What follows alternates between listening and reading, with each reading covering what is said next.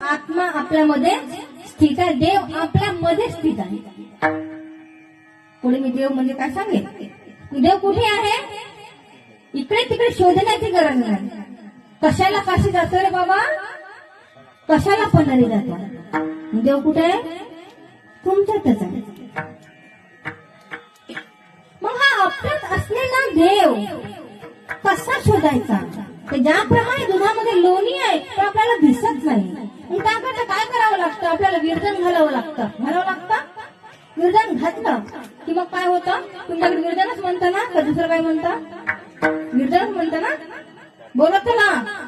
हा, आणि विरजन घातल्यानंतर त्याला आंबवावं लागतं. आंबवल्यानंतर त्याला रवीने घुसळावं लागतं. रवीने घुसळल्यानंतर हळू तूप बाहेर येतं की नाही.